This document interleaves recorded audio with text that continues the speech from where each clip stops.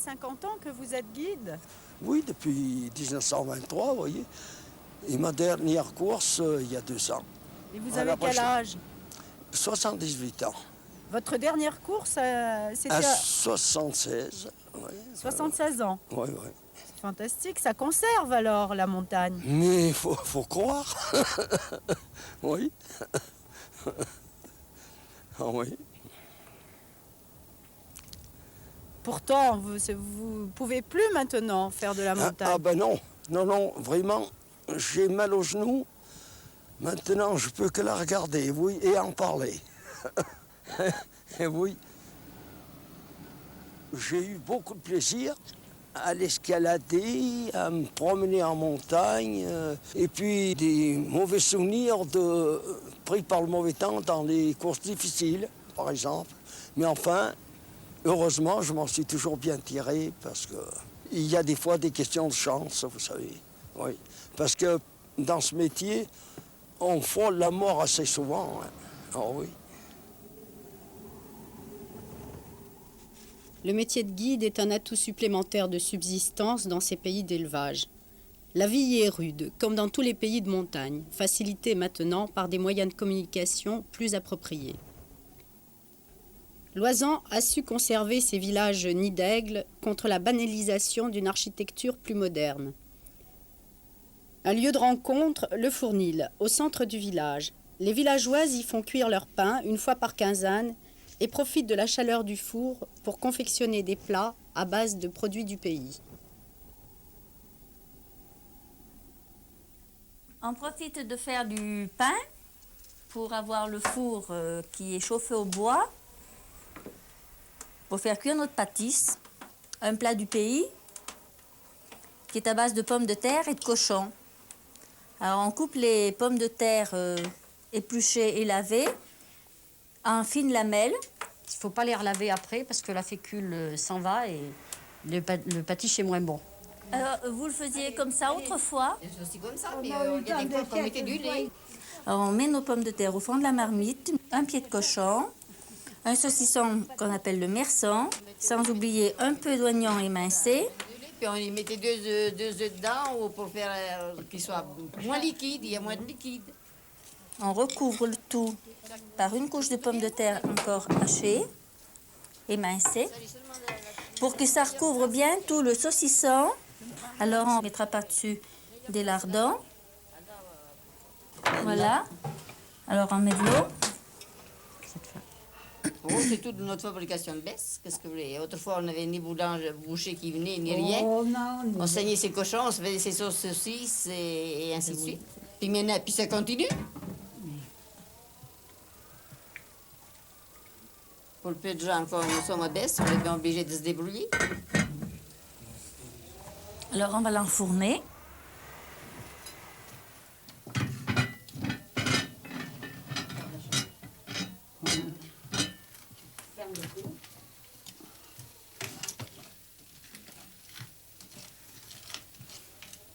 Rien qu'il est à côté, vous croyez que ça va cuire?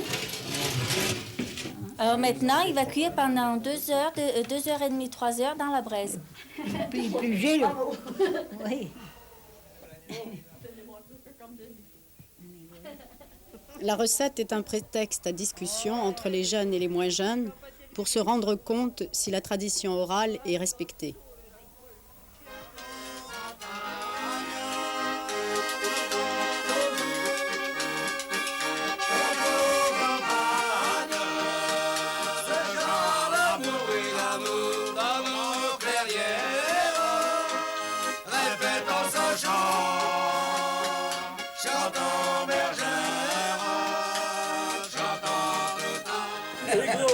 Et ça existe toujours la contrebande maintenant ou pas? Non, non plus maintenant. Si vous ne le diriez pas si vous faisiez de la contrebande maintenant. Ah bah non. C'est pas à dire d'ailleurs.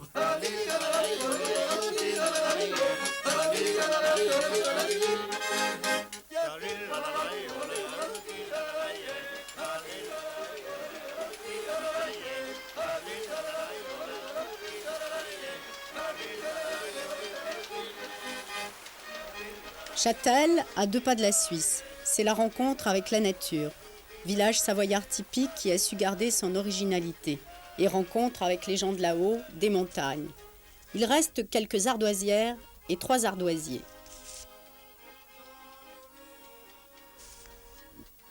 Au début du siècle, ils étaient 80 à 100 à venir travailler dans ces ardoisières. Maintenant, c'est Célestin Toyer tout seul qui exploite sa galerie. Il monte, comme il dit, dans sa montagne le lundi matin et y reste jusqu'au vendredi soir.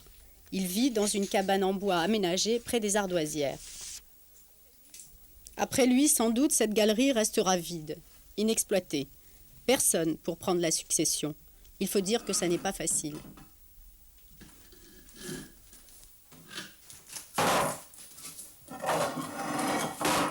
Mais ça fait combien en kilos ce bloc-là? Oui, ça va bien 40 kilos, je crois. Et vous en portez de plus lourd? Oh, il y en a encore beaucoup plus lourds. Là, vous voyez, c'est des petits blocs. Vous avez quel âge? 70 ans. Oui, bientôt mon jeune pagne 71, après on mange. C'est né en 1908. Et vous arrivez à porter des blocs de 100 kilos? Oh oui. Vous n'avez pas mal au rein? Oh, des fois, vous savez. Mais c'est la vieillesse, bien la jeunesse, c'est pas. Ça vous pèse pas de faire ce métier quand même? Ça ne vous pèse pas de faire ce métier? Oh non. Non, moi je me trouve. Et puis je crois que c'est la santé de faire du mouvement.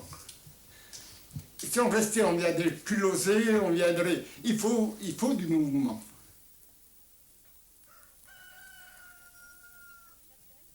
Châtel, 890 habitants. 40 familles vivent de l'élevage et de la fabrication du fromage. Ils préparent tout eux-mêmes à la ferme. Le fromage, bien sûr, la fameuse tome de Savoie, mais aussi la charcuterie. Boudin, saucisses, pâtés et jambon fumé. Ah ben ça y est, ils sont Ça y est, oui.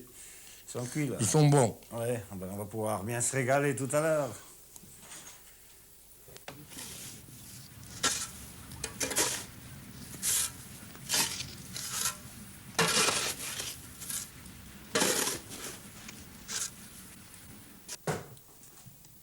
Les agoutas, hein? Ah, les agoutas, elles ont l'air bonnes. Vous me direz si elles sont bonnes. Elles sont bonnes. Elles sont bonnes, Terzane, Elles sont bonnes. Elles sont bonnes, ouais. Tant mieux, je suis bien contente parce que c'est assez long, disons. D'abord, faire cuire la cannelle avec l'eau, le Parle un peu sucre, fort. le clou de girofle. Et puis alors après, il faut laisser refroidir cette eau. Vous mettez votre beurre et vous le laissez ramollir. Dès qu'il est ramolli, vous pétrissez votre pâte et voilà la pâte comme elle se présente. Oui, elle est bien... Elle est bien chaude, il faut qu'elle elle soit est comme bien ça. Autrement, elle se casse toute, on ne peut pas l'étendre. Ça, elle n'est pas trop dure, elle va Pas bien. trop dure, elle est très bien. Bon, t'as tout un fricachin de Oui, tiens. oui, Alors, oui. non, on va les copapoter, dit. Eh bien, c'est bien, ça sera plus vite fait. Et toi, Voilà. Elisa, t'en as fait des hérissoles? Oui, j'en Dans ta ai vie? fait, mais j'étais trop jeune, elles n'ont pas réussi parce que je les ai, dès qu'elles ont été faites, comme vous les voyez là, je les ai toutes empilées dans un saladier. Oh. Lorsque j'ai voulu les reprendre, elles étaient toutes collées. C'est Eh une ben chose à ne pas faire. Et je n'ai pas recommencé. Oh, les Noëls suivants, oui, peut-être, mais... On fait les rissoles à Noël et puis à chaque fête, parce que c'est pour les fêtes de famille. C'était la seule chose qu'ils faisaient, C'est pour ça que les du fait enfants qu'il n'y étaient avait pas de contents que Noël pâtisserie à arrive. l'époque, et il fallait s'ingénier. Alors, nos grands-mères faisaient les rissoles. On va les faire On frire. va les faire. Et ça se conserve longtemps. 15 jours, Au moins madame, 15 au jours. frais. Ouais.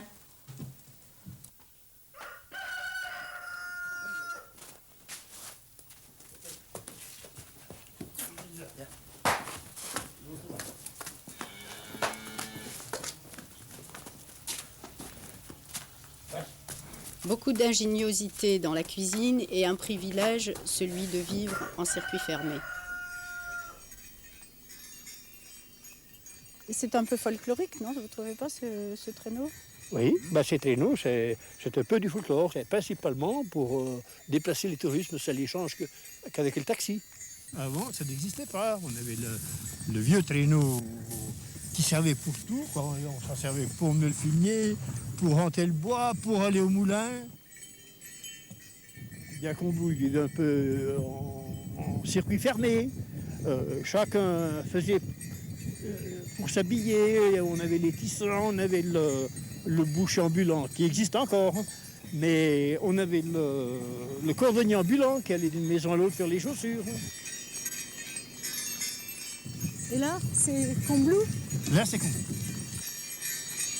On vit plus la même chose.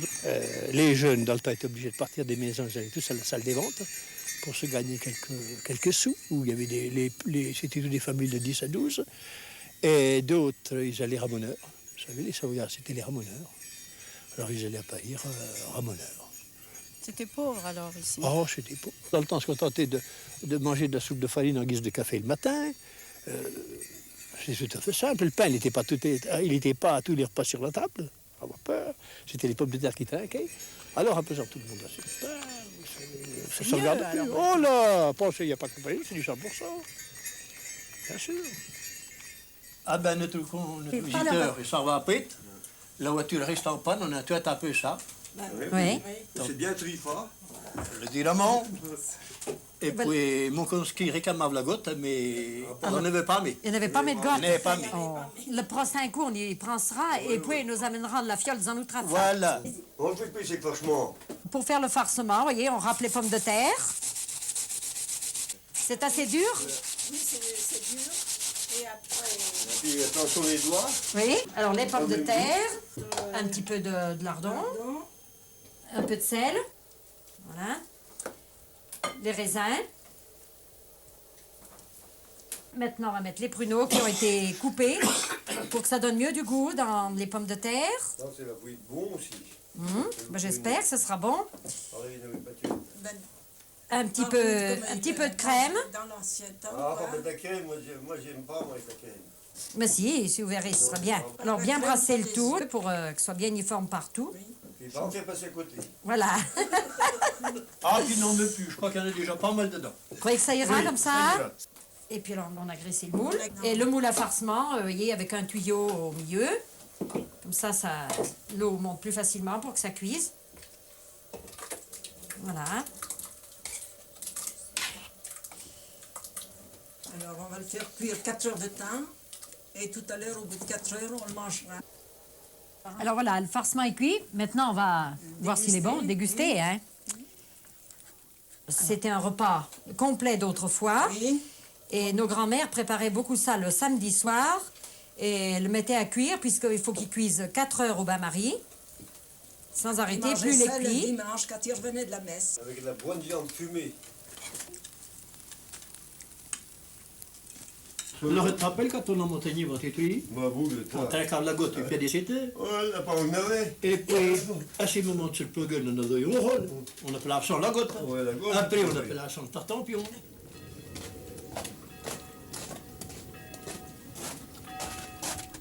La Haute-Maurienne fut un lieu de passage historique entre la France et l'Italie. Toutes les générations des deux côtés des Alpes ont franchi le mont Cenis. Ressources principales, l'élevage et l'exploitation forestière.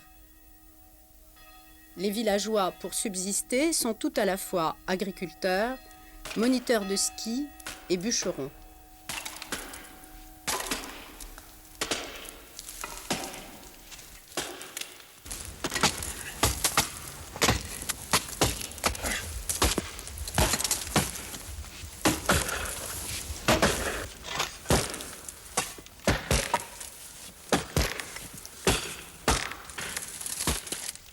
Une vallée pauvre, des habitants opiniâtres mais particulièrement réservés, tels sont les Hauts-Mauriennais. Cette sobriété se retrouve dans l'architecture et dans le caractère des habitants d'aspect extérieur rude, contrastant avec la richesse intérieure des êtres et l'équilibre des formes et des matériaux.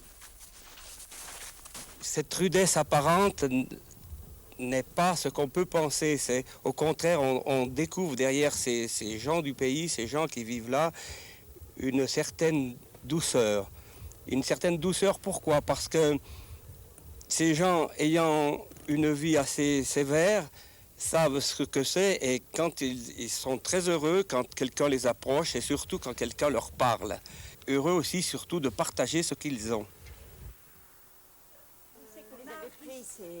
Ces duos-là. Ces duos, c'est des saucisses du pays qui ont été faites il n'y a pas longtemps. Parce qu'ici, on a déjà tué le cochon. Vous n'avez pas tué le vôtre encore? Ah non, nous, ça sera dans une huitaine de jours quand on va le faire. Ah bon? Vous faites aussi mélange de oui, bœuf? moitié bœuf et moitié bœuf, cochon, moitié oui. porc. Bon, alors, on va les piquer, hein, pour qu'elles rendent leur graisse dans la poêle. Parce que, Thomas, elles sont trop grasses. Bon.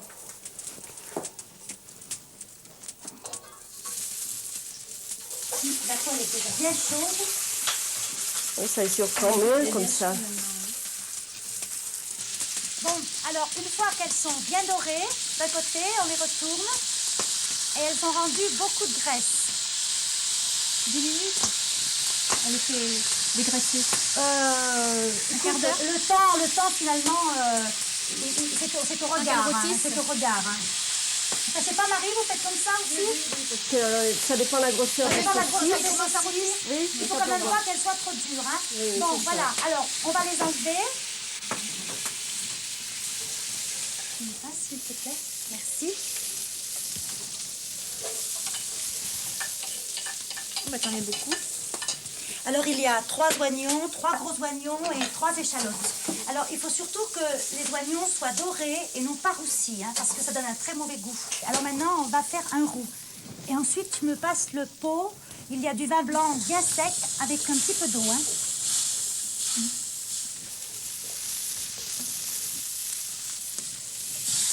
Alors, du sel, je crois qu'il ne faut pas en mettre parce que les saucisses sont très salées. Je remets les saucisses dans la sauce. Oui. Et après, combien de temps tu les laisses dedans? 40 minutes. Elles vont mijoter 40 minutes environ. Et tu les accompagnes avec quoi? Eh bien, on les accompagne en principe avec de la polenta. Tu sais faire la polenta aussi? Eh bien, non. Je vais apprendre. Marie, dites-nous tout sur la polenta. Qu'est-ce que c'est? Eh bien, c'est de la semoule de maïs. Il faut de la semoule moyenne, parce que la grosse, elle fait trop sableux, et la fine, elle ferait de la bouillie. La bouillie. Voilà. Et après, on brasse avec un bâton en bois. Un bâton bien poli et qui a l'air bien vieux. Ah oui, oui. Il en a déjà fait de la polenta. Ah ben, quand elle aura gonflé, alors après, il faut... tourner sans arrêt. Parce qu'il faut qu'elle brûle pour qu'elle ait bon goût. Oui. Enfin, voilà la polenta. Enfin, voilà la polenta. Avec le fil. Les gens qui allaient à la forêt, les bûcherons par exemple, eh bien, ils avaient leur marmite dans la forêt et faisaient la polenta sur place. Mais on mangeait les saucisses, c'est ce qu'on mange maintenant, peut-être un petit peu moins cuisiné parce que bon, là les dames elles ont voulu y mettre un peu du leurre, mais là on prenait une saucisse qu'on mettait au feu et avec un morceau de polenta. Et ils avaient leur pièce de gruyère cachée dans un endroit de la forêt et on coupait un bon morceau de gruyère et de la polenta et voilà. Ça avait un double jeu la polenta, c'est que ça remplaçait le pain, vous comprenez. À midi on avait la polenta avec de la crème et du lait. 6, deuxième dos.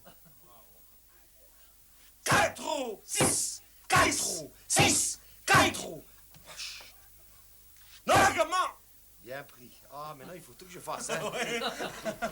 On joue à l'Amora, jeu d'origine piémontaise qui symbolise les affinités avec le Piémont italien tout proche. 7, 7, 6. Et je la casse de 5 points.